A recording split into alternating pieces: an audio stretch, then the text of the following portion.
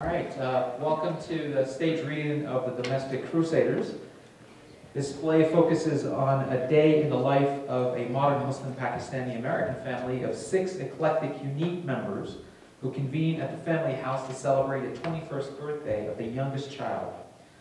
With a background with 9/11 and the scapegoating of Muslim Americans, the tensions and sparks fly among the 3 generations, culminating in an intense family battle as each crusader struggles to assert and impose their respective voices and opinions, while still attempting to maintain and understand that unifying thread that makes them part of the same family.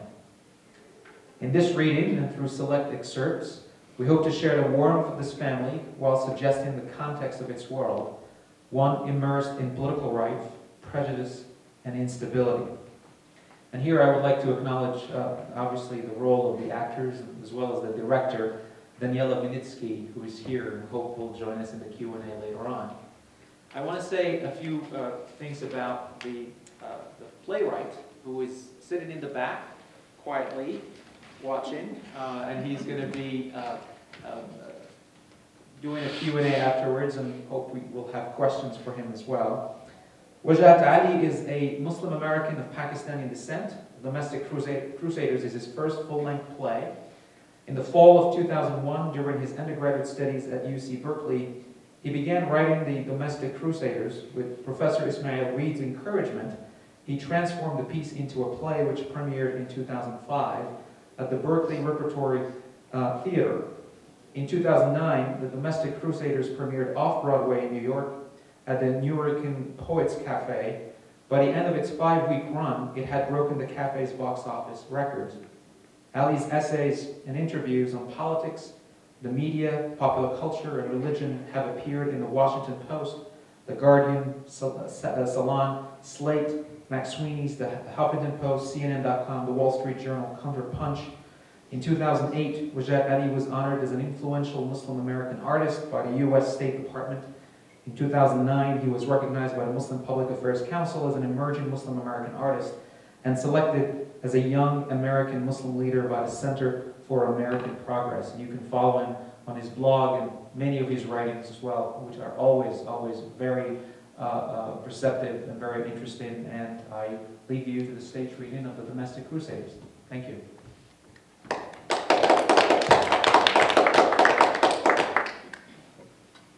We begin with Act 1, Scene 1, which takes place between Mother Kulsum and her 2 youngest children, Salah and Fatima. Scene 1, Tom Jones and the Biryani Surprise. Time, 12:25 p.m., 21st century. Setting, imagine an open space in a large light-filled contemporary suburban home with a kitchen opening into the family room. There is a television in the family room, downstage of a large sofa. The kitchen has a spacious, illuminated oak floor. The refrigerator, cabinets, and sink are close to the stage left wing. In the middle of the kitchen is the stove. A large dining table stands near it. The streets lie beyond a door, stage left. At rise. As the curtain opens, the Arabic call to prayer, the adhan, is heard for about 60 seconds. Kulsum, the mother, is cooking, preparing various dishes. She's wearing the hijab, but very loosely, showing about a quarter of her hair. After the adhan ends, Kulsum sits on a chair, raises her hands for about 5 seconds, and then blows on her chest, and quickly rubs her hands over her face. Finished with her supplications, she goes over to the clock radio that has been playing the adhan, turns it off, and switches on the radio. Various frequencies are audible. She finally settles on an oldies station, which is broadcasting a classic by Tom Jones. Taking off her hijab so that it hangs like a scarf around her neck, she sings the lyrics in an accented English while rhythmically bobbing her head to the music. She's rushing around, straightening the family room.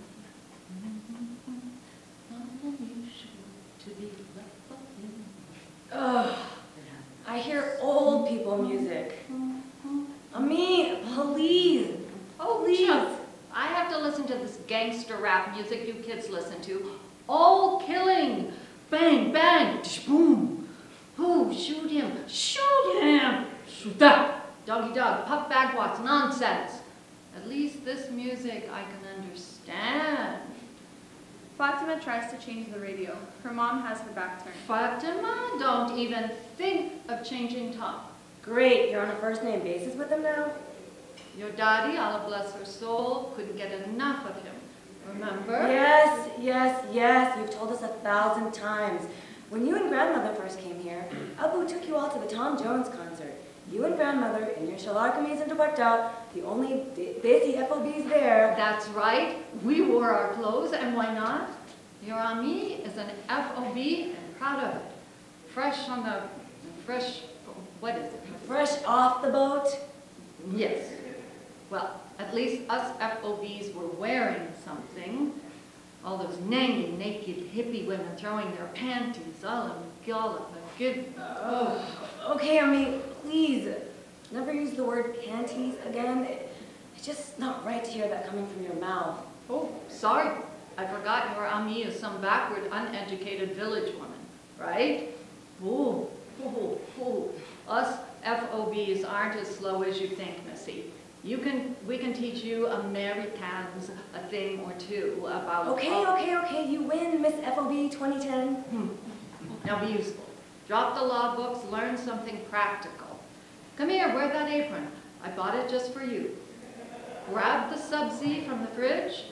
We'll make the raita for Gafur's biryani. He'll be so happy. His sister helped make some of the food for his birthday.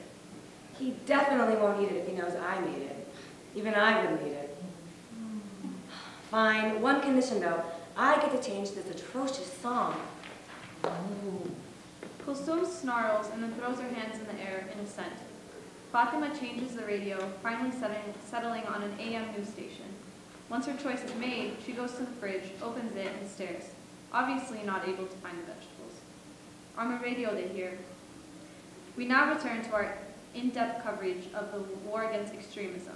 Joining us now for an NPR exclusive are world-renowned, respected academic experts on Islam and the Middle East. Experts? What a joke. Pathetic, you don't even know where the onions are? How do you expect me to teach you to cook if you can't find the onions in your own house? Well, this is not my house. This is your house. I only come on the weekends. Yeah, on the weekends to give me your dirty laundry and your empty food trays that I fill every week with my food. Yeah, and I eat it. I'm grateful, all right? I didn't say anything. Besides, I don't even want to learn how to cook. I don't care if... Chup! Second tray from the bottom. Bring the onions. Here. Cut them the way I taught you. Kulsum hands Fatima an intimidating knife. Fatima stares at it with apprehension and fear. Kulsum, the Jedi kitchen master, stands over her, inspecting her every move. Fatima wields the knife in the most ungraceful, humorous fashion. Kulsum grows increasingly irritated with her, each cut... Allah, here, move, I'll do it. Kulsum completes the task with amazing, exaggerated speed, then combines the chopped vegetables in a single dish, adding some lemon sauce, some pepper, some salt. She hands a simple serving spoon to Fatima. Now all you have to do is stir. Think you can manage that, Ms. Barrister? Yes, I can manage that. Sorry if some of us have other things to do in life besides learning how to cook desi food, Amni. Oh, sorry if learning to cook for my future husband isn't my #1 priority. Sorry if I'm not well-trained Muslim desi housewife material. Ah, Betty, you are young and headstrong. Like your father, it has nothing to do with being a trained Muslim desi housewife. Inshallah, you'll learn how the way to please a man and a family is through gentleness and good food. Treating your husband with respect doesn't make you a slave. I'll tell you a secret all wise women know. Feed your man well with good food every night, and he'll never chase after another woman. Also, he won't mind if you gain a few pounds here and there. Me, for the last time, I really don't care what men like. Muslim men are all boorish, sexually frustrated, party juveniles. Plus, we all know they don't like a good Muslim girl who can cook. All these FOB guys want is a good Muslim girl with light skin tone, an MD degree, long hair, stunning looks, among her other assets, and who must cook like their mother. Life doesn't revolve around marriage. Tell that to your gossipy auntie squad. Tell them that on top of what they and Allah knows who else has already heard of you. My only Betty, 24 years old, still single. No proposals from anyone. Instead of attending her law school classes, goes to these rallies. Once such a nice girl, now wearing hijab and giving controversial speeches, getting arrested at the university protests, going out on the town with blacks. Okay, can we get over this already? Who cares? It's not a big deal. And the blacks are people too. They're Muslim. Remember, no color barrier in the religion? You guys are so obtuse. There are more important things than my stupid biodata marriage application. You better watch your tongue, Waki. Watch your tongue. Your parents aren't obtuse. We just look out for you because... Sal, Kulsum's eldest brother, has walked in, unnoticed, as the situation becomes increasingly volatile. He listens for a few seconds, then hums the 1812 overture, and strolls around trying to appear oblivious to the argument. When he stops humming, the women stop talking, and both stare at him. The battle of hijabi versus the non-hijabi, round one. And in this corner we have wearing a lovely scarf. The women roll their eyes, but cannot contain their laughter. The tension lessens. Sal, you are a perennial 10-year-old. Grow up. Whoa, whoa, easy, Webster's dictionary. Not all of us corporate drones understand your big words. When will you grow up? Go find a nice girl. Give me some grandchildren. Quickly. And move back into the house so I can play with them. Ami, you know I find nice girls all the time. Find one nice girl. Oh, that much. Then what? Who will cook me khana? Look at Fatima. None of these girls know how to cook. Fatima scowls at him. And no one cooks biryani and tandoori chicken like my Ami Jan. Plus, American girls can't get along with the mother-in-law, clash of civilizations. Can't move back to the house due to conflict of interests. Well, you should. He misses you, you know. We all do. Right. You don't even like my khana. You never have. Always munching on McDonald's, burgers, and fries. Ooh, you such terrible food. I pray your wife makes you start liking Desi cooking. What wife? And I pray your wife, your future wife, isn't twisted in the head with all these liberated MTV thoughts of having my own space. You find one that has strong family ties and traditions. I'll find the best daughter-in-law for you, Ami. Don't you worry. She'll be 5'9", fit and trim, a nice, healthy body, with a green card, and fair and lovely skin tone. And plus, Ami, you know I love your chicken, but you know how it is with me and the spices. Gives me gas, plus bad breath. Then why don't you use a breath mint before you start talking to all those greasy Gordis and European girls you always try to befriend? Try, I repeat, to befriend. Whoa, whoa, easy there, Packy McBeal. Why the sudden angst and rage? What, the hijab wrapped a little too tight today, huh? Upset there's no protest today? Actually have to do work and be useful? Say, I've got a classic idea. I'll make costumes for you and your radical ninja sisters with a big M, smack dab in the middle, like Superman, only lamer, and more fundamentalistic. That way, you guys can stop those bombs in style. Yeah. Haha, very funny, Sal. I'm glad someone who spends all his time thinking about cheap, hoey white girls, the ones he can never have, by the way, and the stock market and his gaudy new Versace belt, probably made by some poor 8-year-old refugee in a third world labor camp, can lecture me on my activities. I can't believe you don't even care about your people are being senselessly massacred. My people. Yes, your people. You should be there with me and with my sisters, who, by the way, are known as muhajjabas and should be respected because they have the modesty to cover themselves in order to keep away from Studio 54 rejects like you. I got into Studio 54, Las Vegas. And please, please, keep me and all sane heterosexual men as far away from your insane jihadi penguin squad as possible. Seriously, those girls need to wise up and stop complaining, wasting your time on this newfound Muslim Justice League, a crusader fad, a phase. Are we the same girl who went to the prom with Enrique Sanchez, the high school running back? That was a long time ago. Give me a break. And plus, I didn't even do anything. You're the one who gets away with everything. Don't stop talking of these things, always fighting. Typical Muslims. Blame America for everything. Whine, whine, nag, nag, nag. Listen up, hijabi, Hoffman. People are still dying, just like they always have, and just like they always will. Enjoy it while you can, sis. It's all going to hell soon enough. Well, I guess some of us don't have the privilege of being content with our apathy. Why don't you lecture your feminazi fundo sisters about spending all their carefree time doing something useful, like learning how to cook, or going to the gym? Maybe, then they might trick some poor blind FOB to proposing so he can get his visa. That's of course before they swell up like Nom after their marriage. Oh my God, I can't believe you just said that, Sal. I swear I'm gonna kill you. Chuck, enough acting like junglies. I don't want to hear it. Fatima, you be obedient to your older brother. She raises both her arms to signify the end of the conversation. Fatima is flustered, as usual, that her mom sides with Sal. Today is Gafur's 21st birthday, and I don't want him hearing yelling when he comes into the kitchen. This is the first time in months my children and family are all together under the same roof, just like old times. I won't have your bickering ruin it. Okay? Ami, I swear you're like some third world dictator of the kitchen. It's not even cool. I feel like I'm in China. Call me Mal.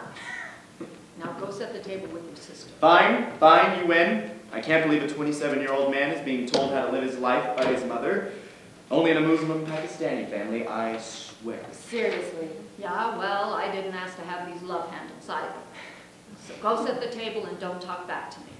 These crazy kids today, no manners, no etiquette, no respect. It's terrible. How come Mubba hasn't come down yet? He isn't here. Thank God. He didn't come home last night. What? Is he okay? I thought you all were sleeping when I came in last night. Yes, it's just some deadline project for his team he's doing. He's been working all day and night, like a madman, like crazy. That's why he's one of the lead engineers, you know. A chief manager on this pipeline project. He's excited. Says he may have some good news for us. Fantastic. Why don't you call him Becca? See when he's coming, he'd like it. I forgot his number. And plus, he'd want his favorite to call him, right? Oh, I am so not his favorite. You and Gafur always say that. You know it's not true. Cell phone music is heard, the really annoying kind. It's Sal's phone. Sal closes his eyes as if he's been caught red-handed, then quickly improvises. Oh, it's a miracle. Sorry, urgent call from work. Guess dishes duty is up to you, Fatima. I really am torn. I did want to stay and help you, truly, I do, but business is business. Yeah, tell her I said salams, or namaste, or moshi moshi, or shalom. At the last one, Sal looks back quickly, realizes Fatima was just kidding, and the panic that has suddenly risen in his face vanishes, replaced by a smirk. He exits stage left. But boy, I don't know what. What? Oh, don't worry, I'll call Abu. Oh, it's not that. Well, it is that also, but my firstborn child, my daughter, my children, oh, they all blame me. Mothers are blamed for everything, always. You always have to sacrifice something to come out clean in the end. Remember that when you have little ones, Fatma. I have no idea what that just meant, but I'll be sure to tell the little ones immediately, right as soon as they pop out of the womb. Won't be happening for a long time, though. Well, anyway, call your father. Tell him he has to come in the next hour or he's not getting any food. Huh. Tell him that. He'll come running. And your grandfather should be coming down any second. And go wake up Gafur. Tell that elephant he can't sleep all day. Gafur! Get up! I could have done that, Fatima. I told you to go and wake him. No use, pathetic. Finish setting the table. What am I, the slave girl? Yes. Now do as I say and do it quick. Yes, yes. Gafur! Come downstairs. Gafur, wake up, you elephant. Gafur!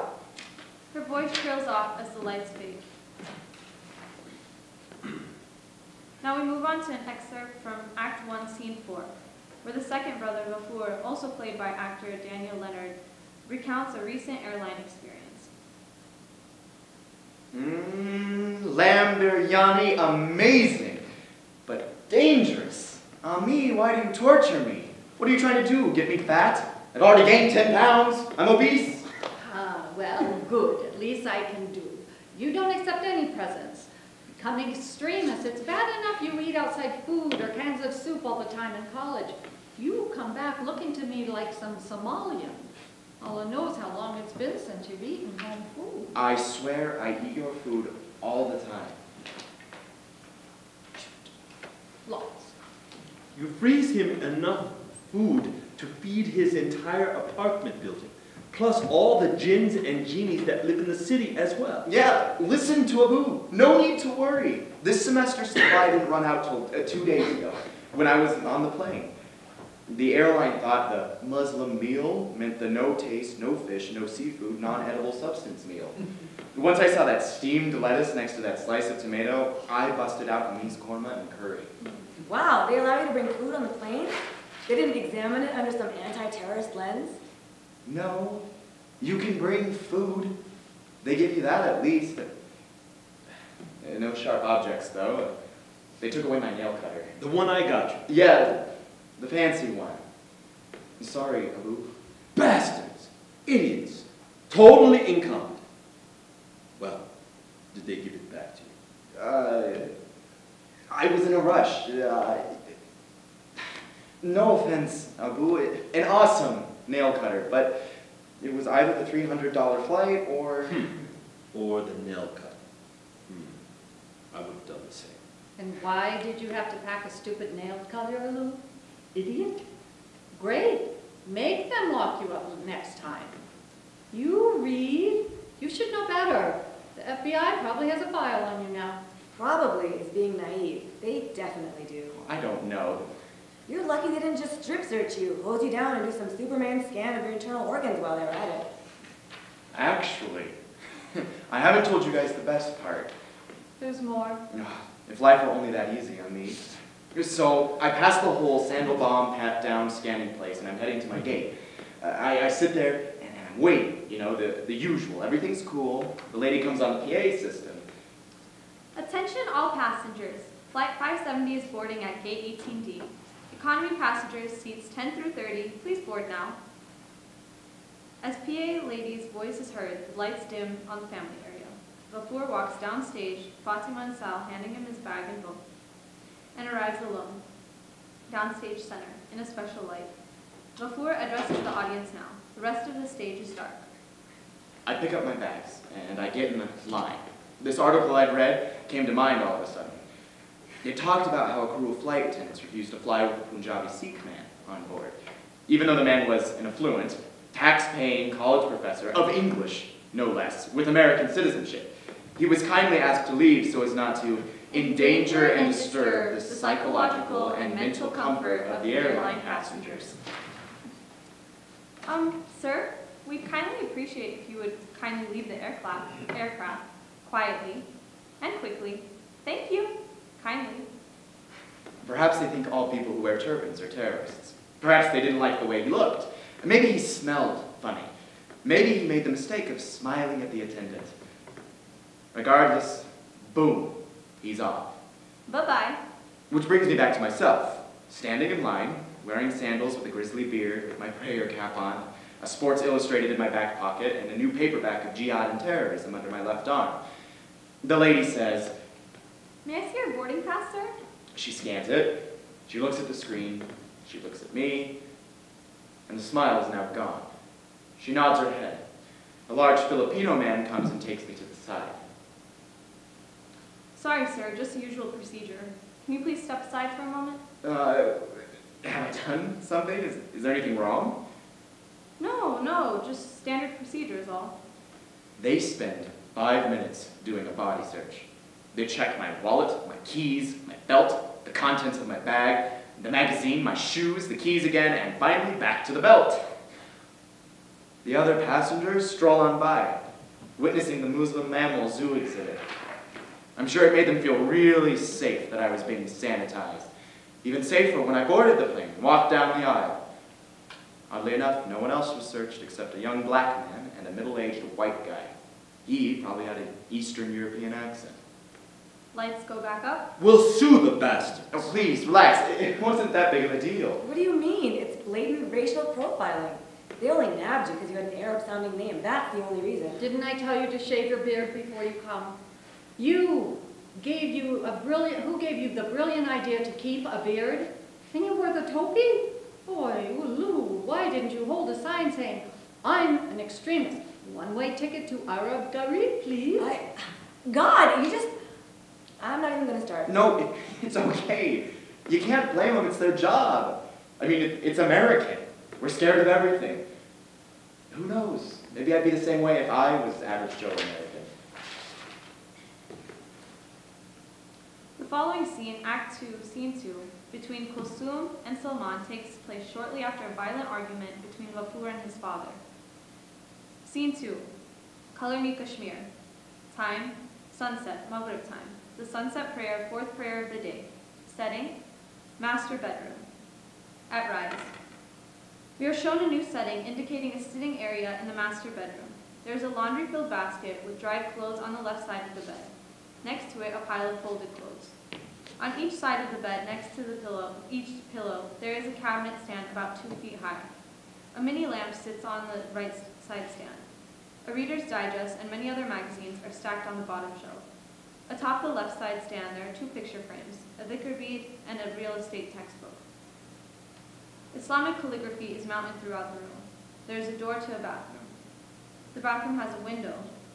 There is a television set in the middle of the room. As the lights come up, Kulsum is sewing at her sewing station. Muhammad Rafi's Barsat Ki Raat, a famous Golden Age Indian song, plays in the background quietly, as Kulsum hums sadly to herself, adrift in her own thoughts. Salman enters from the bathroom. He's changed his clothes. He is wearing a simple white Hanes undershirt, Pakistani pajamas, and sandals. His face appears to have been washed, and there is still water on his sideburns, the face of a man who just dried himself with a towel. He is uppity and impatient. Kulsum doesn't notice his entrance. She is still humming. Salman picks up a shirt from beside her. He smirks at her, inspecting the shirt, disgruntled. Satyanas. He ruined it. Everything. Everything for me, like always, just falls apart. He didn't ruin it, I fixed it. It's just like new. You're always being melodramatic. Over a shirt? Abai, Pugly, who cares about this shirt? I have hundreds like them. Collared, striped, unstriped, buttoned, not buttoned. This is nothing, just a cloth. A useless, cheap, good-for-nothing, made in Bangladesh. I knew it. A second-class Pakistani made this. Makes sense. Worthless piece of cloth. Look, this shirt, ruined. This is supposed to be dry clean. I've told you more than 1,000 times. These are all cotton. I've told you 1,000 times. And it doesn't matter if you dry clean them or not. You always take care of it yourself, and whenever I do it, you yell at me because it isn't perfectly the way you like it. That's right. The way I like it. Me, the shohar, the man of this house, the husband whose right it is to demand some small things that bring him some peace. But my badkishmati is that I'm surrounded by villains who... Villains? Okay, teak. So this is now a Bollywood movie. And you are the hero, and I, being the wife, the gulam. The one who is the cause of all of life's problems will have everyone's grief and complaints thrown on me. I'm the villain. Huh, gulam. Servitude? You don't even know the meaning of the word. To you, doing some simple house chores, performing some requests for your husband has become slavery. Why don't you go write a book now? I'm sure it'd be a bestseller. Put it in Barnes & Noble or Amazon.com. Gulami, the suffering of the Muslim housewife. Or maybe this one, my husband, the Pakistani slave driver. I'm your wife, but I'm nobody's gulam. I'm not the deaf, mute village girl who hops on one foot waiting to serve her master. I'm your master? You don't even give me half the respect a person does the shopkeeper, or the janitor, or the bathroom attendant. A woman who doesn't even bother to cook biryani with chicken for her husband. Just one damn plate of chicken biryani. Can't even bother to dry clean 2 shirts. No wonder your kids turned out this way. Oh, so now they're mine now, not yours. Just because you're angry with them, all of a sudden, I had a miraculous conception. 3 miraculous births. Mashallah, mashallah. You and your sarcasm. And this is what you taught your kids. This is why they've turned out the way they have. Look at Salahuddin. Such disrespect. And now, Ghaffur? I thought at least one of my sons inherited my Hyderabadi manners. But even he acts like a jungly Punjabi now. This Punjabi is the one who gave birth to them, taught them their prayers, washed their bottoms, took them to school, and went to every PTA meeting, while you, the Hyderabadi, like all Hyderabadis, talk the talk and ruin the language while you're at it. Did you sacrifice your career and studies to look after Salahuddin and Fatima? Who was here while you went off and got your masters and traveled abroad? Who was the one who left her family behind in Pakistan? You want me to give you an award for doing all that? Yes. You're supposed to. That's what mothers do. You want your reward, inshallah. You'll get it in heaven. Although with these kids, the way they've turned out, we're destined for Jahannam and hellfire. And my travels abroad, like I'm gallivanting in Nepal or Bermuda with my 70 virgin houris. Not working 18-hour days like a dog, just trying to provide something for my family and some luxury for you, so your precious knock wouldn't be cut in the community. I never wanted any of this. Huh. Now she doesn't want any of this. You don't want the fine house in the suburbs, the jewelry and the nice saris, the perfect Persian and Indian living room set. I've put up with your belittling through the years, Allah is my witness. But I won't let you impose your vanities and insecurities on me. Vanities? What the English? I can tell you in English, Urdu, Punjabi, and languages only wives and mothers know. You were the one who always wanted the mansion, and the BMW, and the big screen TV, the dunya, all these things, shiny gold, marble things to be seen by people, to be seen as the big man with respect and wealth. Huh. But that doesn't stop you from driving the BMW or mentioning to Ghaffur, oh, what will the community members think? And you've bought these sharp designer jackets and shoes you wear for your clients. You're the one trying to impress people. You don't even know your wife in all of these years. You don't even understand that I'm not working for the money. I couldn't care less for it. That's what they all say when they have it. Money doesn't comfort me. You don't even understand. You're working most of the time. Fatima off to school, Ghaffur only comes home on holidays now, and Salahuddin, just your Abu and me in this house. Blaming me now for the kids staying away from you. They stay away from you. Except Fatima, the favorite. She sees me as a backward Masi who only knows how to cook and clean. And my boys, you already drove one away, and now, after hitting Ghaffur, I've probably lost both of them. You want me to be sorry for hitting him.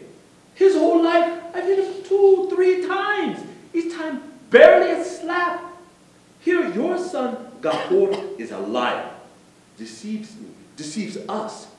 Salahuddin, arrogant, angry, and rebellious from the beginning. He reminds me of you. Take a look at Fatima sometime. And then look in the mirror, Miss Freud.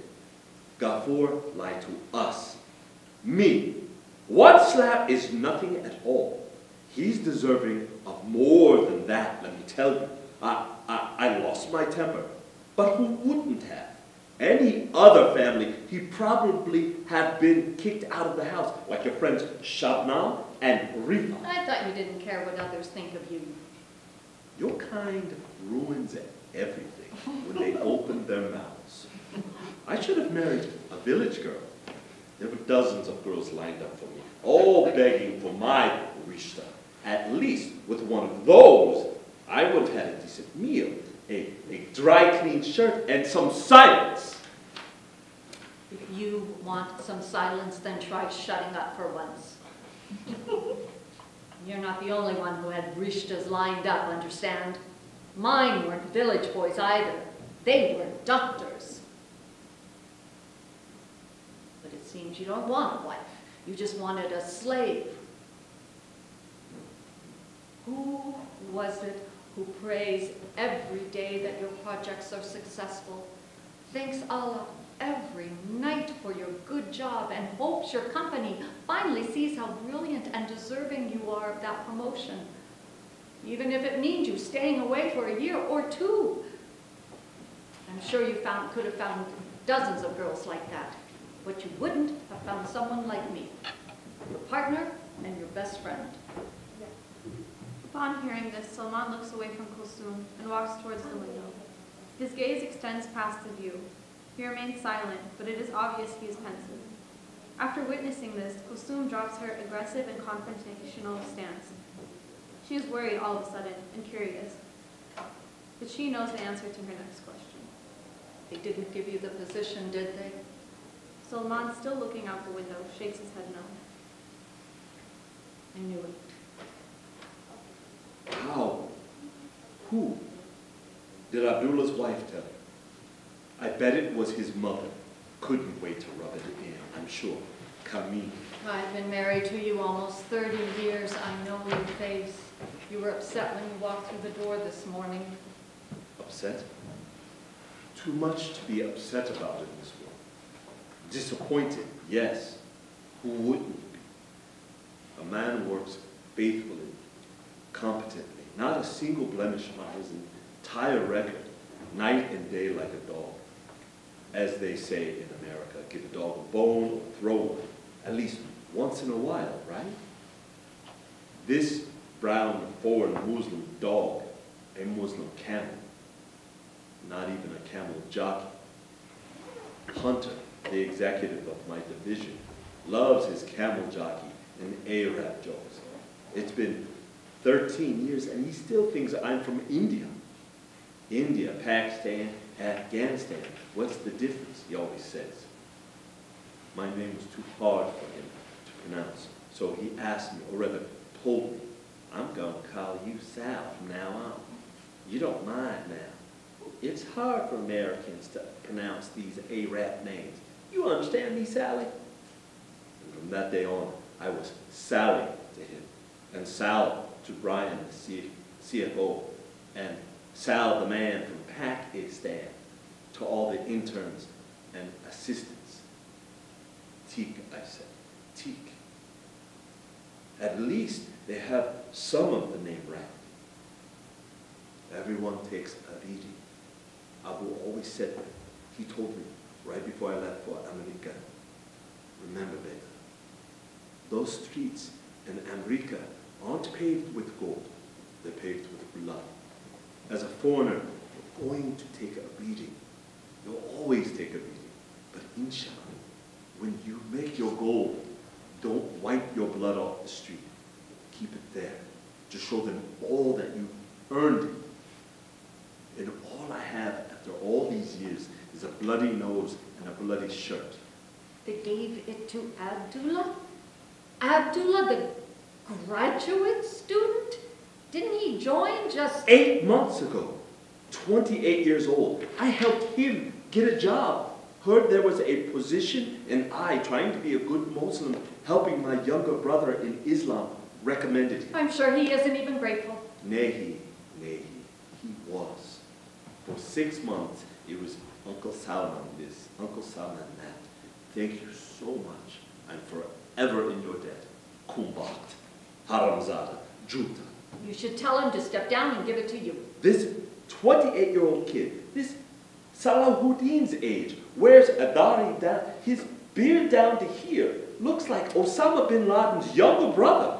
This fraud, this is the one they choose for the new contract? No one was more qualified or experienced than I in the entire department.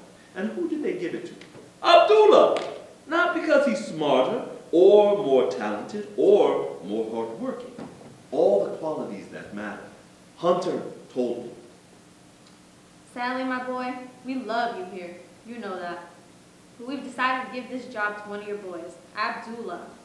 I knew you'd be happy. Heck, you can barely contain your surprise or excitement. I understand.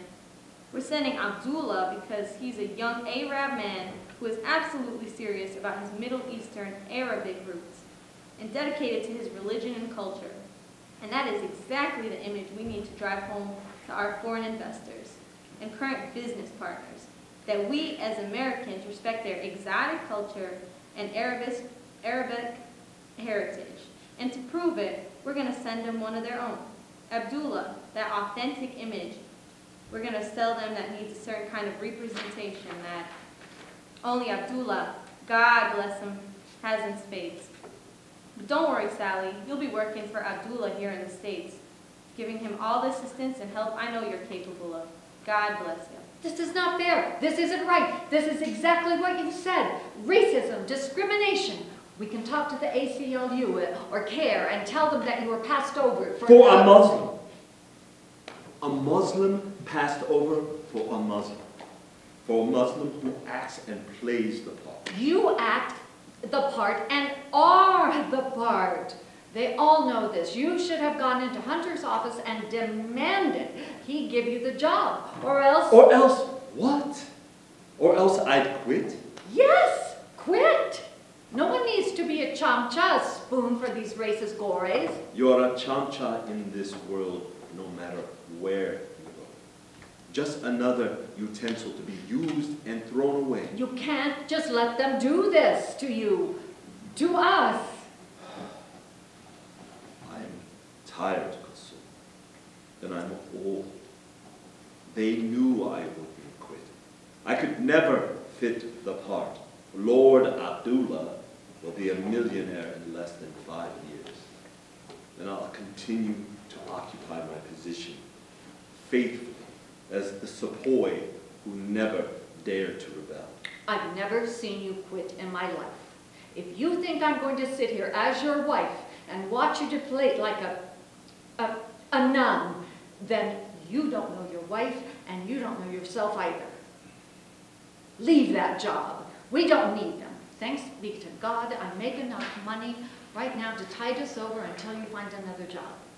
Ghafoor and Fatima have grants and scholarship. We can sell this house. Let's move back to Pakistan. We always said we would. Remember when we first bought this house 15 years ago, we said we'll wait for the kids to finish college and we'll go back home. Finally visit Kashmir. Let's leave this and start again there. Kashmir? Ah! If you want to join a terrorist group, then we can go. I'll buy his and her Kalashnikovs. Kashmir. If Allah did leave it as a reminder of heaven, He also left it as a reminder of the hell that man makes of. Inshallah, it won't always be that way. Doesn't matter. The whole world is going to hell anyway. So that's where Salahuddin got it from. When I slapped Ghafoor, I shouldn't have. I didn't mean to or want to. It's the way he looked at me. What does he know? What do any of them know?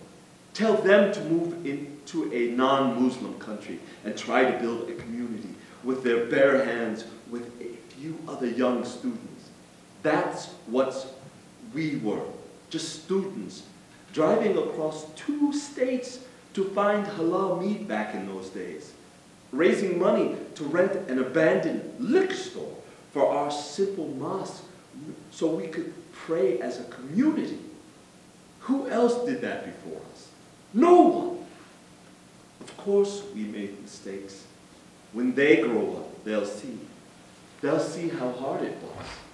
Then they'll appreciate it, only after they've been through it. But Gafoor was always different.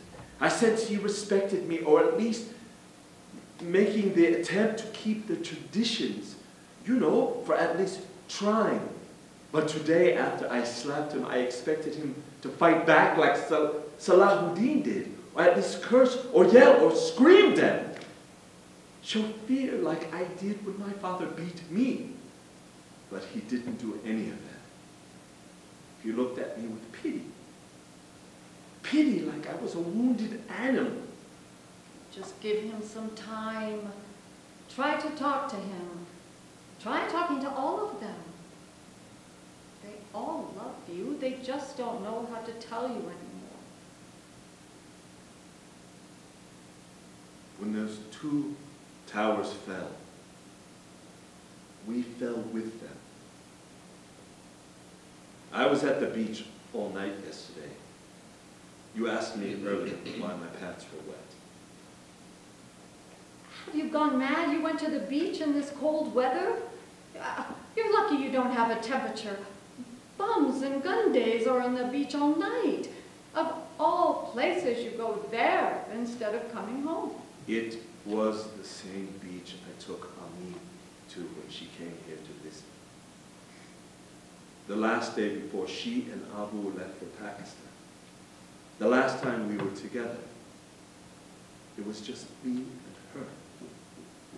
I took her to a favorite place by the edge so the water would only go above her ankles. And we just stood there and looked out during Maghrib, sunset, for what seems now like days trapped forever, and a few beautiful minutes of memories. Chalo, Solomon, rest for a bit. One weekend I don't want to spend it fighting with 3 bandars, or see you mope like Dave does.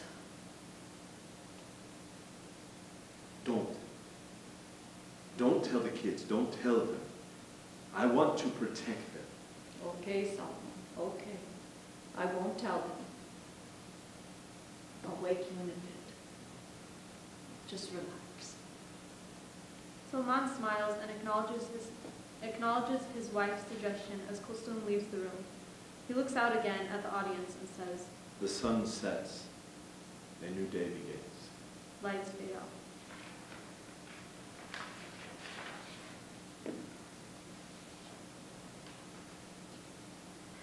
In this final concluding excerpt from Act 2, Scene 3, Grandfather Hakim, also played by actor Bradley Spann, recounts his days of retribution and conflict in Pakistan. Did I ever tell you what I used to do in India? You're hurt. You don't have to tell us stories. Now, tell us later. No, I want to hear what he has to say. Dada, you don't have to tell us anything if you don't want to. Tell us. Hakim, positioned center stage and talking directly to the audience, begins his story. He is physically present, but immersed in his nostalgia. I remember it so clearly. It was August 16, 1947, 2 days after the official partition. India and Pakistan received their independence from the British. In our village, we were all happy that at least the British Bayman, convene, would no longer use Desiland for their problem. But it never takes long for the devil to do his work. As is the way of men, some calling themselves Sikh, others calling themselves Hindu, and others saying they were Muslims, none of them could bear to live together. Each claimed the land as their own. Some fought for religion or for politics.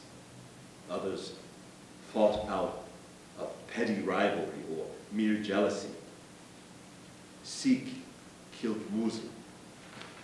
Muslim killed Hindu. Hindu killed Muslim. I kill your brother, you kill my family. I burn your store, you burn my house. You saw this? At least my village was spared this at first. And I just did dua so that I could teach and live a good life, a peaceful life. But this world is not a world for peace, only torment and hardship. That day, a mob came to our village, a mob of Hindus with hate in their eyes. They were looking for my neighbor Amir, saying that he was a thief and that he looted one of their stores, and his Muslim friends were defending me. Kahir, I didn't know if he had stolen something or not, but it didn't sound like it was worth much trouble, hey now? And plus, I defend my friend, even a thief, especially from a Hindu mob. Matter of principle, you never let your friend fall. So I lied and said I didn't know where he was. They went from house to house. Umair, another Muslim, was hiding him. In front of my eyes, all our eyes, they told him to come out, said they only wanted to talk to him. As soon as he came out, they took a knife and thrust it into his chest. I couldn't move. I did nothing. Nobody did anything. I had never seen a man die before. And my friend Amir, he was stupid and used to chase girls and shoot off his stupid mouth, but not deserving to die. And they killed him. And I did nothing. I was so afraid I couldn't move. We were all witnesses and testified to the police. We waited 1 day, 2 days, they did nothing. We went again and they told us to mind our own business if we knew it was good for us. 1 week later, Umair was found hanging from a tree. They cut open his stomach and let his guts hang out. And I did nothing. And they kept killing and killing. One more Muslim and then another. And since the police chief was involved, of course, his men did nothing. Did you do anything? Oh, but enough of this story. We know it already. So I thought, what if this was me? Who would protect my life? Corrupt cops, judges, bought out by bribes, just as happy to see the Muslims killed as the ones who killed them. There were a few Muslims who took justice into their own hands, men who made a pact to punish those who killed our people and got away with it. 1 slain Muslim brother would equal 10 grieving Hindu widows. So I joined these men, and I learned how easy it is for a man to lose his soul. The first life you take is the hardest. That one you can never forget. After the first, the rest became routine. I hunted each and every one of them. I grabbed the one while he slept with his wife. His baby girl was there too. It did not matter to me. All I knew was that he was the one who killed Amir with a knife. So I knifed him right in the chest, and his wife watched, yelling for mercy. She was talking to death then. Then there were the 2 who killed Umair and hung his body like some worthless sacrificed goat. We killed them and hung their bodies from the same trees high up to show all of them, anyone who could see, that killing our people would not be tolerated. The others we caught blindfolded and lined up in 1 row. I took off their blindfolds. Many were in tears, speaking in any tongue they knew, praying to their God, my God, begging me to spare their life. I took my gun and kept shooting until all my rage and anger were emptied into their dead bodies. We left them to rot by the river. If I had 1,000 bullets, it would not have been enough.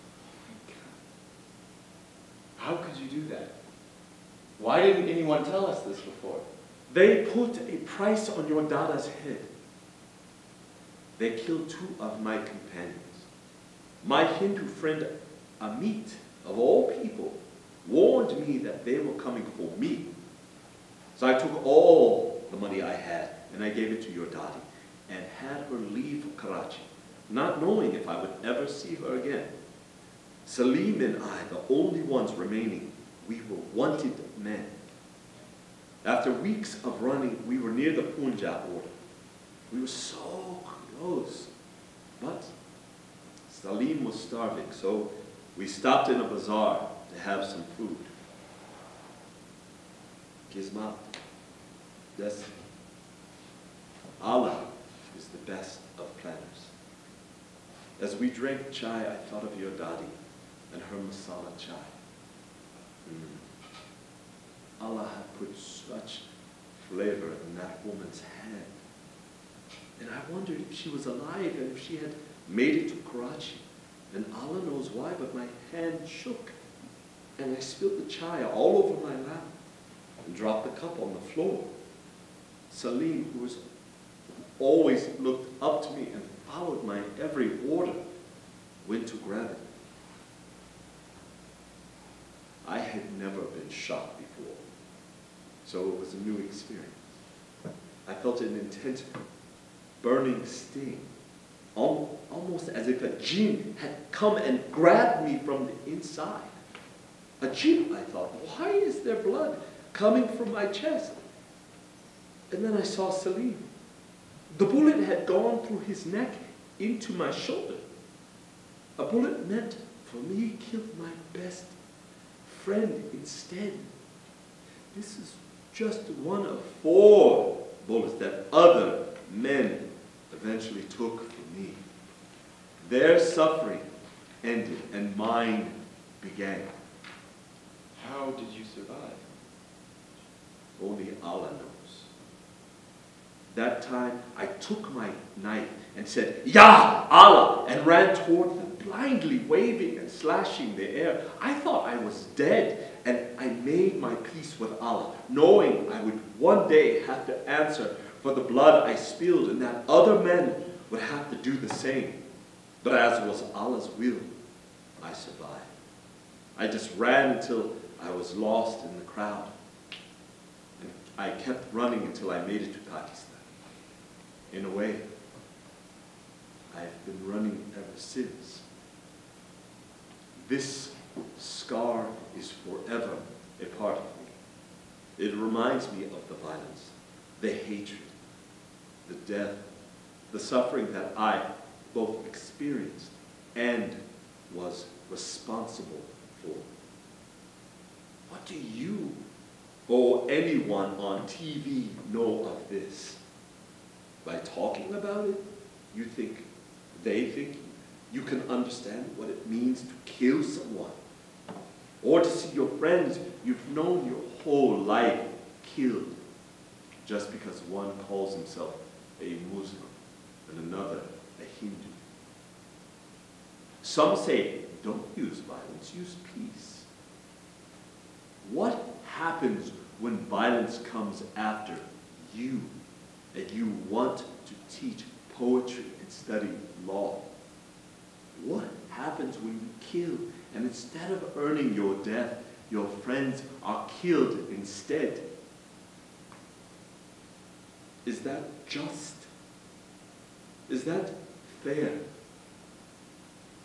No one can know or understand until they have to face that reality. And I pray none of you ever do. This scar, it is my punishment.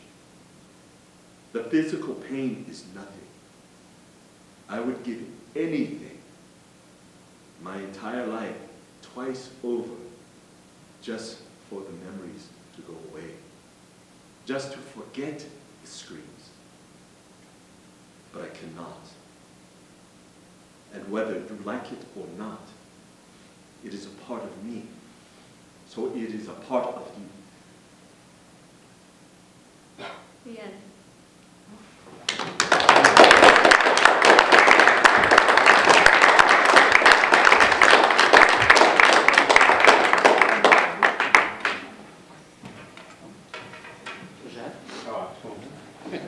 Yes, you have to do this. I have to do that.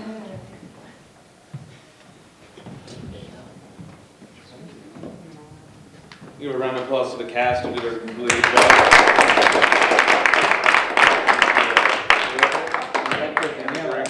Yeah, thank you.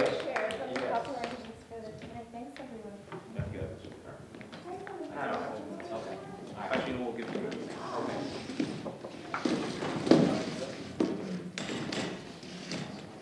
Thanks for that.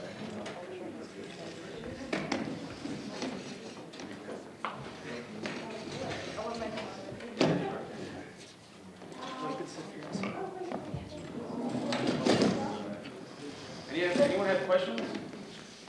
No questions? Questions? All right, good. That's easy. Oh, do you have a question? Yeah. Yeah. Well, yesterday we were talking about storytelling, and I was wondering if you could talk about theater and why it's a great facilitator for stories versus electronic media. Is theater a great facilitator for stories? Actually, it's a good question. Why you think? I was actually, for those of you who don't know, I was actually told to do this by my professor when I was 21. My professor is named Ishmael Reed from UC Berkeley. He's a poet, writer, and I was in short story writing class. It was 2001, and he took me away from the short story writing class. In fact, I remember what you were saying. You have to like read your story in front of a group of people. It's like horrifying. And I got there on it. I got admitted in that class on a whim, just the way fate takes you, I guess.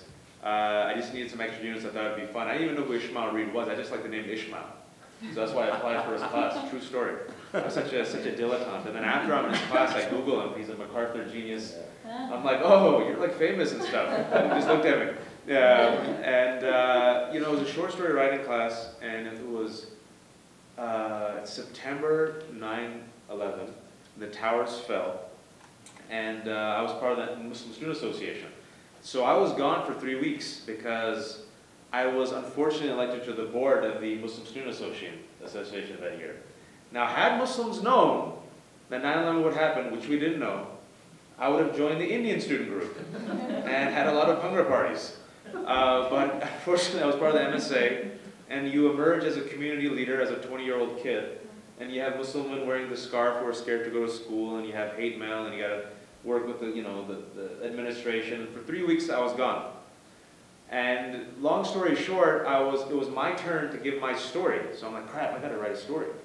So at 4 a.m., I wrote a short story about two ogres who were celebrating their 50th wedding anniversary and who hated each other and secretly poisoned each other's goblet during the dinner. It was called Bulbous and Rotunda's 50th wedding anniversary before Shrek, which means I was a genius. And I came in and I sort of performed the story, and the short story was actually, without me even realizing, it was actually a theater piece with me playing the characters. So Ishmael, I thought he would yell at me for missing 3 weeks of class, and he says, come see me after class. And he said, you're a playwright, but you don't know it. You'll be wasting your time in my short story writing class. As an African American, I can tell you that Muslims and Pakistanis are going to have a tough time in the media in the next 10 years. The way we fought back and the way we've tried to build bridges is through art and culture. That's one space that we've had. He says, the way you can actually push things forward is through culture and arts, and I think the story of Muslims and Pakistanis hasn't been told. I've gone to the Middle East, I have Muslim friends. What I see on the TV is not the story of the Muslims I know. You should write a play. And he says, do you know about Long Day's Journey and A Night, Death of a Salesman? I said, yeah, I read it in high school. He goes, yeah, write something like that. And I said, I beg you, for the love of God, let me just continue with the short story class. He goes, no, I'm taking you outside of the class. Write me 20 pages of a play about a family. Like, what are you? Like Pakistani Muslim American? I'm like, yeah, make write me 20 pages of a play. So at that time, if he said become a ballerina, that would have been more realistic to me than play. Like I never in 1,000 years thought I'd be sitting here, life takes you on an interesting journey, sitting here as talking to you in Colorado of all places with an eclectic cast. Did a great job reading a play that I started writing 10 years ago. It's very surreal for me sitting there in the back. It takes me back to the whole journey. So, when you think about playwriting as a vehicle, it's not as popular nowadays as, the moving image. And especially for those of you who follow theater, Nabil and I talked about this during lunch, to get a ticket costs like $40 to $60, right? And the audience for theater, no disrespect to anyone, is usually upper middle class, average age is like 55 to 60. White hair. White hair, white, right? And so, yesterday what I was saying is that theater is actually a universal language. Speaking about Muslims, very quick, in the 7th century, like I said yesterday, the storyteller was valued more than the swordsman. And this was a time of tribes, where the tribes needed swordsmen to protect their assets, because there were raids.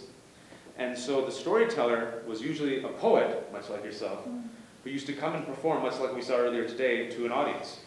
And if you go around the world, you'll see this tradition to this day: Japanese culture, Chinese culture, African culture, oral tradition of storytelling, poets, theater. And so I think there's something really powerful and visceral about this medium of walking that tightrope every night, not knowing, like any performer, you can take the play. And if they could do this even now, in an hour from now, it will be a different performance. Right? As performers, you make different choices. Audiences are different. Some will make mistakes. Some will find something. There will be inspiration. It's life. It's a tightrope. It's terrifying. At the same time, it's exhilarating. And that's something about the medium of theater that I find very engaging, is that's very visceral. The audience is right there. And it's very raw. And sometimes in an audience, what they talk about, what's it called, the fourth wall?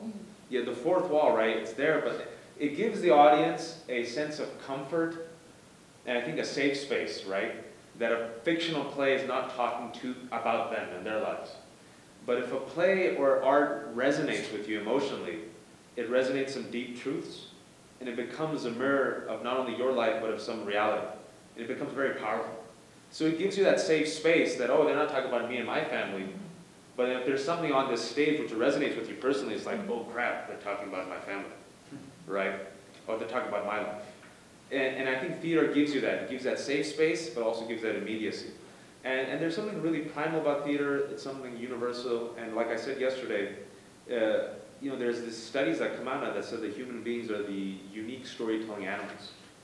Evolution, psychology, science has taught us that for whatever reason, human beings use stories to learn about themselves, to learn about identity, to learn about purpose, to learn about religion, and to even communicate.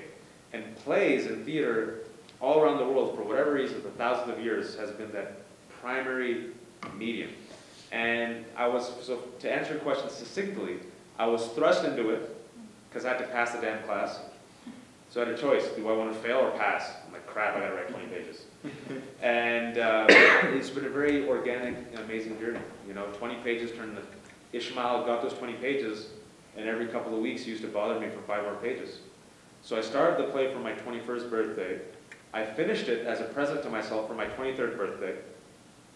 2 years, it took me on and off. I didn't write it consistently. It took a large chunk of time. And I thought I would, for those who don't know anything about me or the play, I'll just end on this. I graduated from law school thinking I'd be an attorney, and I'm South Asian. There's 4 occupations you can be: doctor, engineer, businessman, failure.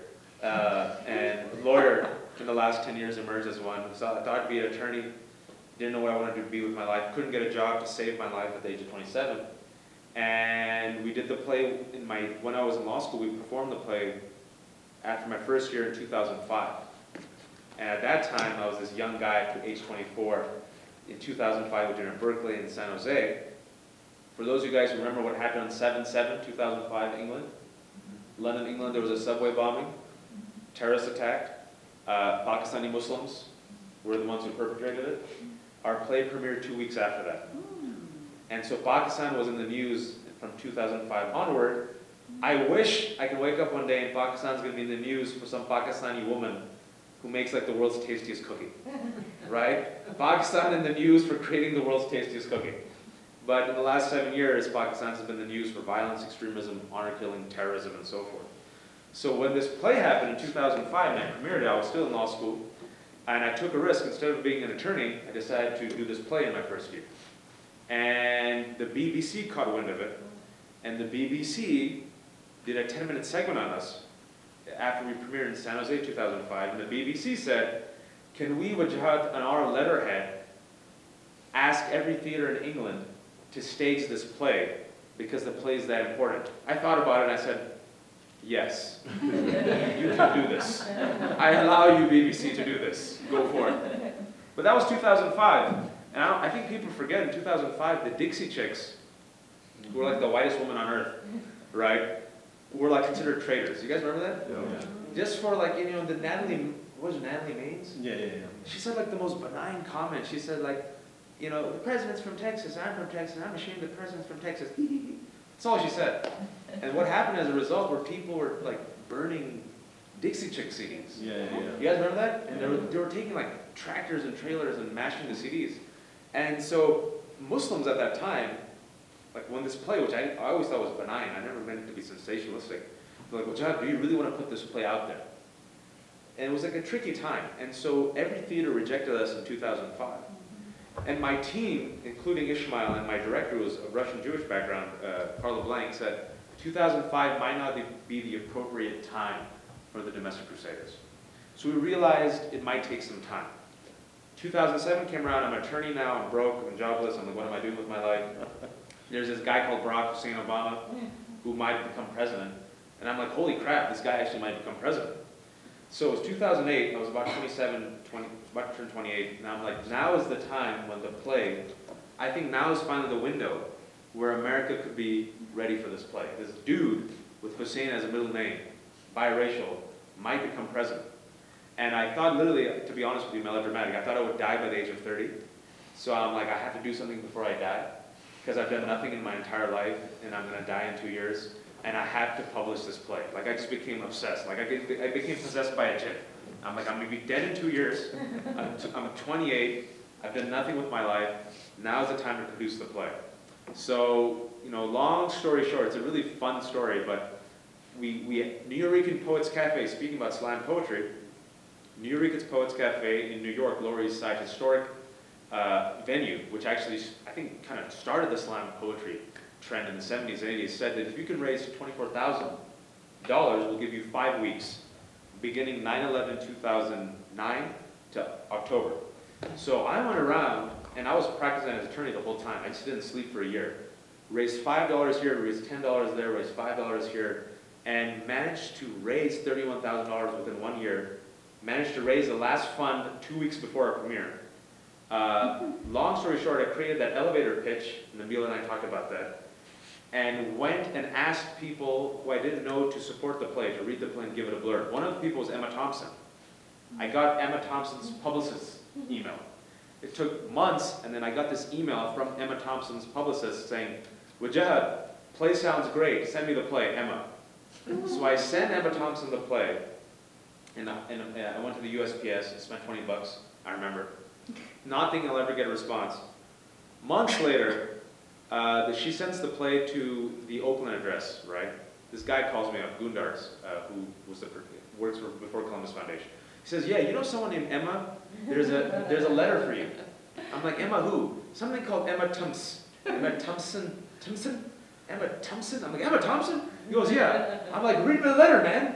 Read me the letter. And so she's wrote me a 2-page handwritten letter saying that she loved the play. She gave me her personal email address and said, I'll do whatever I can to support it. Being the son of Pakistani immigrants, I of course saw an opportunity to exploit this kindness because we were taught to stretch $1 into 20. You know, that's how we did the play, very independent, like from the grassroots. That's what I'm really proud of, grassroots from the beginning. And so I said, Emma, if you do really want to support the play, how about giving me a blurb? So she gave this wonderful blurb where she attached her name to my name and said, help support me and Wajahat in making this play a reality. And then I said, Emma, if you really want to, and she says, ask me if you want to help me, you know, if you want my help. So I said, well, if you are asking, if you are offering, we're looking for funds. So she sent me a $1,000 check, which was one of the first $1,000 that we got. Long story short, I can share with you that this strange, circuitous, surreal journey that started almost 10 years ago, I was in England in September, and just 2 weeks ago, just the way things worked out, so fascinating. I signed the rights to a theater that is now going to produce the play in England in 2013, 10 years after I finished the play. And Emma Thompson wrote me, again, a letter just 2 weeks ago, saying that, and I just got married last month too, she goes, when you're in England, I'm going to come to see the play, and I'm inviting you and your wife to my home where I want to cook for you, and I want to hear more about your story. So it's interesting, and I made, and to cap it off, I made that vow to produce the play. The play was produced, you know, knock on wood, very lucky. It sold out for those 5 weeks, and we sold out Nuyorican, and the Nuyorican Poets Cafe said we broke their 40-year box office record, which was awesome. All the people who laughed at me, the writer gets the last word and gets the last laugh. Writer always gets the last word. Don't piss off the writer. It's all we have sometimes in life, is the last word. And then I made a vow, because I literally thought I would die at 30 for a variety of reasons. And the day after I turned 30, I held the first copy of the play, Domestic Crusaders, that was published by McSweeney's. Wow. So it was a nice journey. And so I don't know why I just gave you that little narrative. But for those who don't know anything about the play or about me, in 10 minutes, that's a little nutshell. And to answer your question succinctly, I had to pass a damn class. I'm done. Congratulations. So all of us here now will, I mean, when it's this big, huge show in London, we were here. Well, you were part of it, right? And that's the thing. You know, I'm really part of the grassroots part of it because, you know, when you come from an ethnic immigrant, just say if you come from a minority background, okay, pursuing the arts is not a distinguished profession. And especially what happens is when it comes to minority groups or marginalized groups, it seems, you know, you're taught that your voice has no meaning, or that your voice will not be respected, or your voice has no space. And there's also these great code words. I can tell you, I have experience in Hollywood now and New York. There's this great code word between the mainstream and ethnic. Mainstream is a code word for anyone? White. Yes. Yes. Just say it. Don't be shy. And ethnic is a code word for everything else. Yes. So oftentimes you get asked, will your very ethnic story be relatable to the mainstream? Will your very non-white story be related to the whites? You know, and so for me, like, look, the mom is played by, are you Kashmiri? Are you light-skinned Kashmiri? You know, I mean, you know, and so they did a great job. And for me, growing up, I always thought this hilarious because I'm like, look, one of my favorite movies is Godfather. It's about Sicilians. If you watch Godfather, there's scenes in those movies which are in Italian. I have no idea to this day what the hell they're saying. Now, if all things being equal, as a son of Pakistani immigrants, Muslim, I should not be able to relate to Godfather. No one's Pakistani. No one's Muslim. No one does salat. No one fasts. No one eats biryani. How is it possible that me, as this brown-skinned man, can watch Godfather 24 times? Right? How is it possible? And at the end of the day, you realize if you give them a good story, you know, people like good stories. It doesn't matter about the skin color. Like, everything else becomes a window dressing. You could replace the biryani with meatloaf. You know, replace the hijab with the skirt. Doesn't matter. So the play was always deliberately written for a global, multicultural audience. I went to an all-boys Catholic school where I was the token Muslim. Got along great with people. And that was a testament, right? So in New York, our first performance was right before the premiere, it was the birthday of Miguel Algarin, who is a Puerto Rican poet, big-time guy. It was his birthday, right? So in the audience was Ishmael Reed and Amiri Baraka, right? Can you imagine my cast? Premiere in New York, oh, it's a select group of people, about 100, New York artists and poets, Miguel Algarin, Ishmael Reed, and Amiri Baraka. Like maybe 2 Pakistanis, a lot of African Americans, a lot of Puerto Ricans, a lot of Mexican Americans, right? A lot of white folks. So that was the test. I'm like, listen, I wrote this play for a global multicultural audience, let's see. And friggin' Amiri Baraka's in there too, and Ishmael Reed. Talk about intimidating. We did the play, and the whole crowd gave us a standing ovation. And all these people came up to me afterwards, and like the first remark I ever got in New York was a Jewish American attorney who comes up to me during the intermission, says, man, I just gotta tell you, I gotta shake your hand. I appreciate good writing, good characters. That reminded me of Jewish American theater. That reminded me of my Jewish family. Are you ever sure this wasn't part of Jewish American theater before? I'm like, no. I'm like, I watch Mel Brooks movies. And then after that, the second person who came to me was an African American woman. And the third person who came to me was a Puerto Rican woman. So that's when we knew, like, you know, this whole thing of ethnic and mainstream, I find it very amusing. I'm just babbling now. I don't know why I'm talking. So I'm done. Let's talk to these guys. I have a question. So what are you working on next? Oh, God, I get asked this question. Nabil asked me this question. I'm going through my 14th premature midlife crisis. I'm 31 now. I'm about to turn 32 in 2 weeks, 3 weeks, I think. And I always considered myself the accidental artist and playwright, even though I've been doing this since I was a kid. So to give you the honest, transparent question, I have no idea what to do next with my life, to be perfectly honest. I'm in a position now where there's just uncertainty and question marks, and I'm terrified. The professional answer is I'm actually working on a pilot, which is true, with Dave Eggers, who's been a good friend, about an American Muslim cop in the Bay Area. I'm from the Bay Area. We did a third draft. Wow. And another project that I am working on also is my first movie screenplay with this director who has really good politics named Josh Septa. So I'm actually working on projects, but you know, when you do Hollywood, it's just such a crazy place. It's just like, you can work on something for 2 years, nothing happens, and then you have an idea, you pitch an idea, and the next thing you know, it's funded. So I'm working on those 2 projects. Number 1, that's what I'm working on. What's the next step in my life? I'm terrified. I have no idea. I just got married. I'm just like, you know, it's my first marriage. Oh my God, I'm married. Your first marriage. Yeah, it's my current wife. Hopefully my lasting wife. You're training. Yeah. So I tell my wife this all the time. I'm like, you married a dude who is like, you know, some people say I'm like ascending now. At the same, it's like the juxtaposition to give you an honest answer. I'm too honest. I should just give you like the answer. I'm like, I'm working on a pilot and a movie screenplay, haha. Which is true. Other part of me is I have no idea. Like the last 10 years of my life has just been this roller coaster journey. Like I should not be here, but I am here as a playwright. And then one thing led to another, I became an attorney. And then one thing led to another, I became a journalist. And one thing led to another, and I became a researcher. And one thing led to another. It's all connected. And then one thing led to another. I just visited 8 countries in the past 3 or 4 months, where the State Department subsidized my life, and I got paid to teach storytelling techniques to up-and-coming social entrepreneurs and young leaders. So who would have thought? Like here I was broke at the age of 27. Like literally, I sent a message in a bottle of prayer to God, saying, "I just want to travel. Send me to anywhere you want. I'll go to Arizona even. No disrespect to Arizona." I said, I've been stuck in California for years. I just want to travel. And like lo and behold, I've visited 12 countries in the past 8 months. Right? And they all pay me. Like that's crazy. Like they pay for my flight, and they treat me with respect. And I meet all these interesting people. And sometimes they, you know, I talk about the play, and sometimes I talk about journalism, sometimes I talk about blogs, sometimes I talk about Islamophobia. All interesting things I've done on this journey. So to answer your question, what's next? Huge question mark. I don't know. Which has been a pattern in my life. Question mark, play.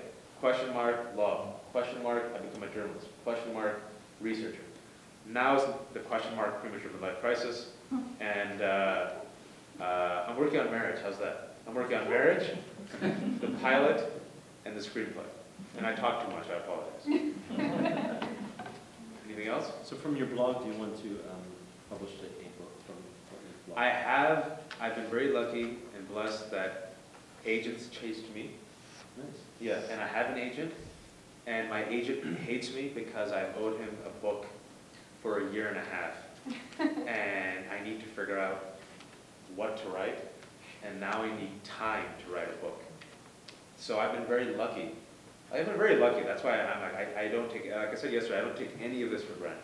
Like, you know, Nabil was apologizing to me. He says, yesterday, man, I'm sorry, I wish we had a bigger crowd. I'm like, it's okay. You know, like, I care about quality crowds. So yesterday was a really good quality crowd. We had good discussions, and you'll be surprised. Like, I always get shocked that you never know who you touch. Like, you know, like speaking about traveling the world, you travel the world with this play. I'm like, you know, what am I doing with my life?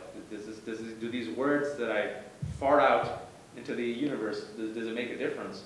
And I came back from Singapore and Malaysia. I shared the story yesterday, just a couple of months ago, where I met now a writer whose book he gave me is going to be published in 6 months. He wants to give me a blurb. And he said I was going through, forget a midlife crisis, I was suicidal a couple of years ago. And I could not reconcile my Muslim identity with my Western identity. And he says, I read your stuff, and it helped me. And I'm like, wow, who would have thought? He says, it helped me on this journey of healing.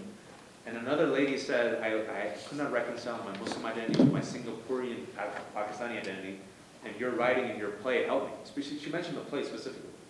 And she said, wow, I saw that, again, my story, or our stories have worth, that there is an audience for your stories, the fact that you got acclaim, the fact that people went and saw it, the fact that it got the review blurbs, the fact that it got published. She goes, oh wow, our stories have value, our stories have audiences. So it's very, it's very inspiring. And so I'm just babbling now. I hope what I said makes sense. I hope I haven't bored you to death. And if I have, it was free. You guys are gonna get like an assortment of cheese and crackers afterwards.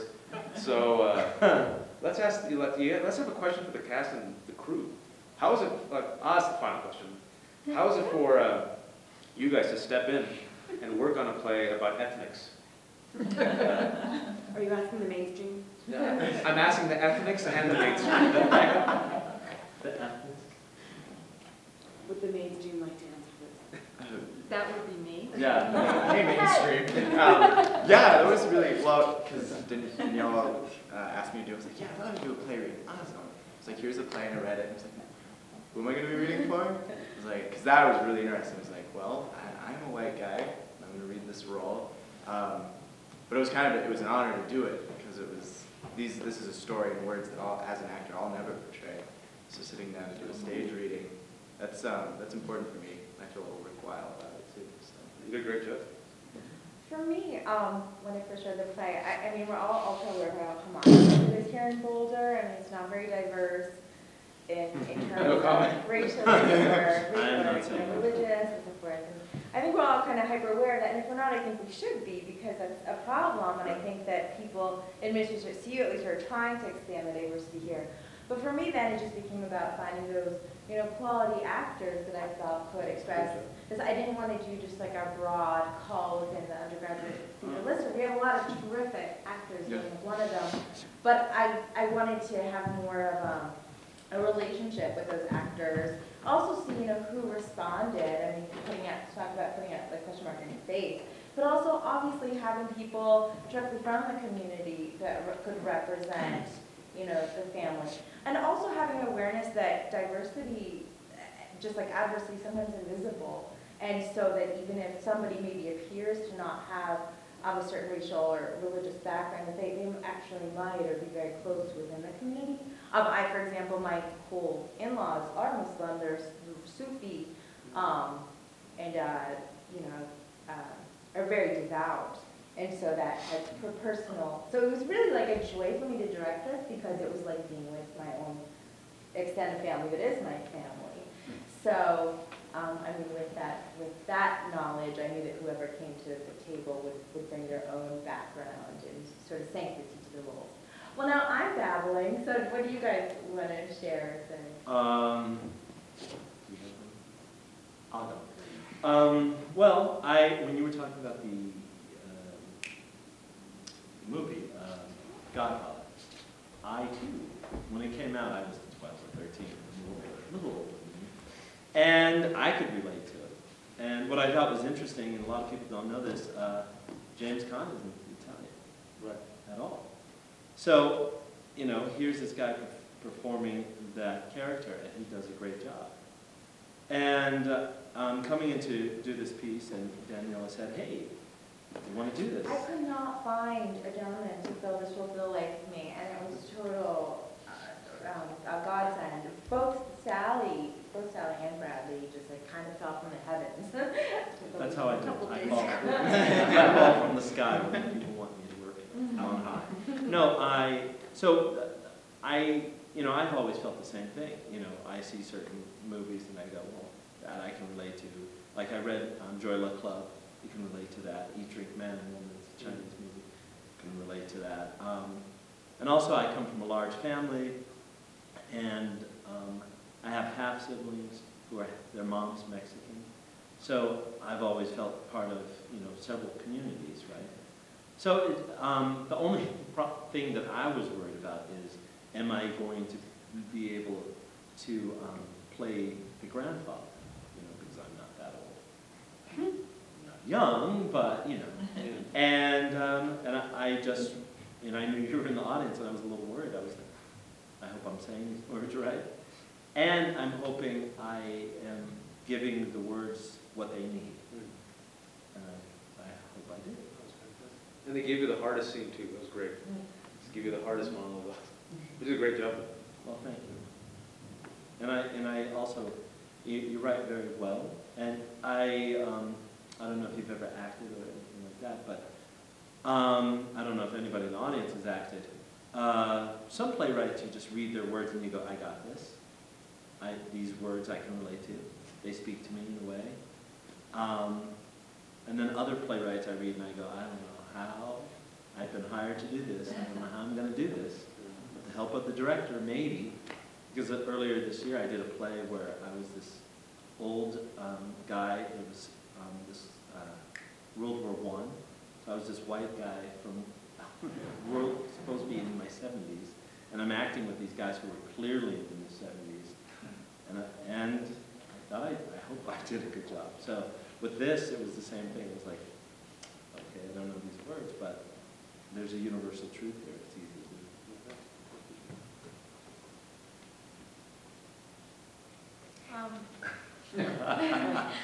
So I feel like, I'm just going to be honest, a lot of times when I read some books written by American Muslims or poetry, sometimes I really do feel like they do try too hard to impress an audience that's not of their own kind, I guess. But with this, I don't know, when I was reading the scene with the mother and father, I felt like I was reading exactly what my parents would say to each other. Like, it just made me laugh because it's like the conversation that they have, exactly. And so, I don't know, I really appreciated that I was this play and like that I was a part of it. I feel very similarly to what Nassim just shared. I was so excited when I heard that there was going to be a stage reading of a play by a Pakistani-American playwright. I was like, what? They exist? Oh my God, awesome! And as I think you might mention it, a super homogenous Boulder. I was like, oh my God, awesome, this would be great. And as an actor, it's really hard to find characters that you can really relate to. And I was reading this on the bus ride home, a little light. I was so excited. I also grew up in the Desi community, and when I was reading the lines, like the first scene between the mom and Fatima, and she goes, tell that to your auntie squad, I was like, this is so Bay Area. I was so excited. And really, like, the characters really spoke to me, and it was just, and it was like great quality. Like, it wasn't apologist. It wasn't trying too hard, And I'm always like, eyebrow raised, like, what's the intention? And one of my questions for you, which you've already answered, was what your intended audience was. And it really does reach a lot of different people, and I just found myself really relating to the character and really just enjoying. It was just like really funny, but it was also very poignant.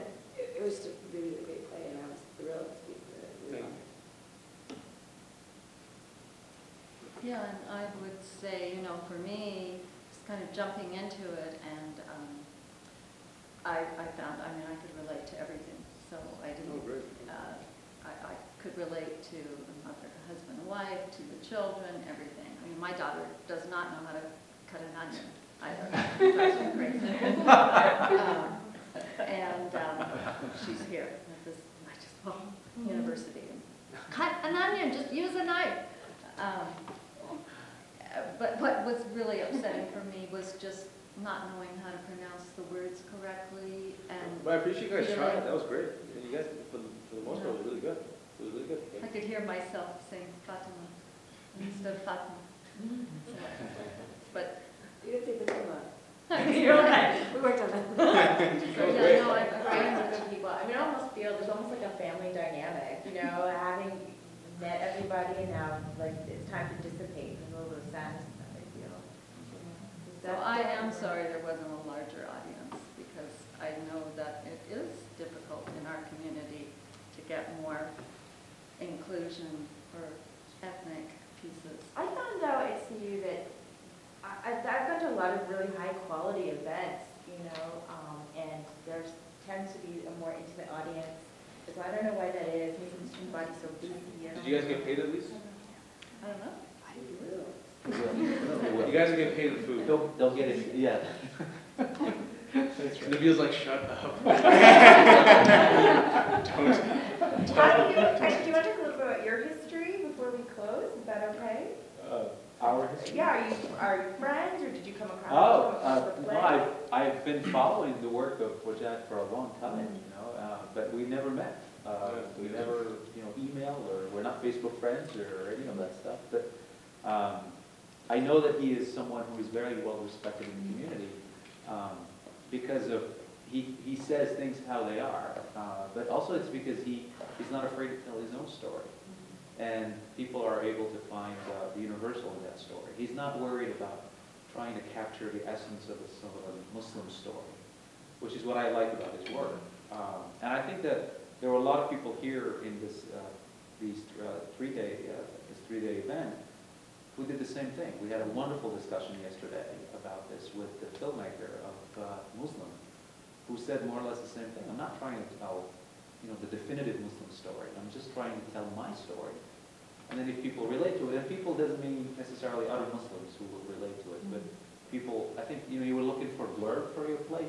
We have this on camera. You've got so many blurbs here, both the mainstream and the ethnic. So sorry. So there's so many things that really, I think, to me, matter more than just having someone from the community tell whatever story. And I think this is so powerful because it comes from, you know, it comes from a sort of an organic experience that is told beautifully. And this guy does everything. You know, he does journalism, he does plays. I mean, he keeps putting those question marks around it, but he does it really nice. I feel like my ego is like amazing right now. I just end it right now. No, thank you. But you know, I just want to, the last word on ethnic. There's a great quote by T.S. Eliot, who's part of the mainstream. T.S. Eliot said, poet T.S. Eliot, you all read him, not every ethnic writer is great, but every great writer is ethnic. That, my friends, is from T.S. Eliot. Okay. Well, on that note, this is a beautiful way to end.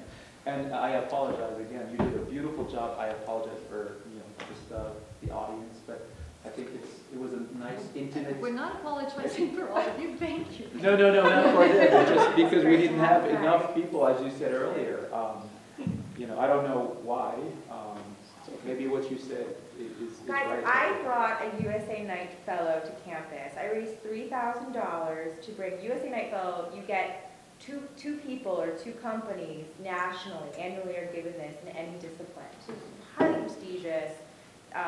This gentleman has received lots of international awards in my field.